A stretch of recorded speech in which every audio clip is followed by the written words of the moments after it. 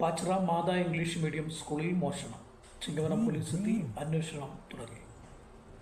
പാച്ചിറ മാതാ English medium സ്കൂളിൽ മോഷണം. ചിങ്ങവനം പോലീസെത്തി അന്വേഷണം തുടങ്ങി. പരുത്തുംപാറയ്ക്ക് സമീപം മാതാ ഇംഗ്ലീഷ് മീഡിയം സ്കൂളിലാണ് മോഷണം നടന്നത്.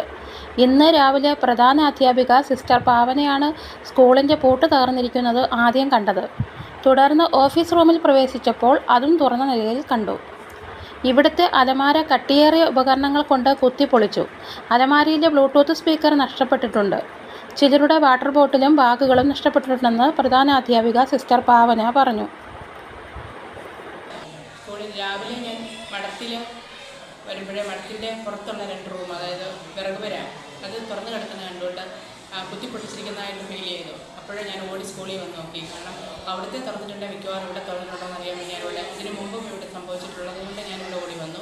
എന്നപ്പോൾ ഓഫീസ് തുറന്നു കിടക്കുന്നുണ്ട്, നന്നായിട്ട് കുത്തി തുറന്നിരിക്കുക. 5 ഫൂട്ടുള്ള ഒരു താക്കോലാണ് പുറത്ത് ഇതിനുള്ളത്, ഓഫീസിൻ്റെ ഡോറ്. പക്ഷേ അത് കുത്തി പൊളിച്ചിട്ടുണ്ട്. അതിനൊപ്പം അകത്ത് കയറി ഓഫീസിൽ തുറന്നതിലെ അലമാരി അതുപോലെ തന്നെ മൊത്തം ചടക്കി വെച്ചിട്ടുണ്ട്. അതിൻ്റെ മിക്സേപ്പ് എല്ലാം കുത്തിയതിനകത്ത് മേശപ്പുറത്ത് മുഴുവൻ വാരി നിരത്തി ഇവിടുത്തെ സാധനങ്ങൾ വാരി നിരത്തി ഇട്ടിട്ടുണ്ട്.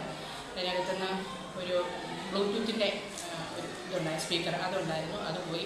അതുപോലെ തന്നെ ഇവിടെ ടീച്ചേഴ്സിൻ്റെ ബോട്ടിൽ ഒരു ബാഗ് കൂടെ ഇരിപ്പുണ്ടായിരുന്നു, അത് എടുത്തതായിട്ട് നമുക്ക് തോന്നുന്നു.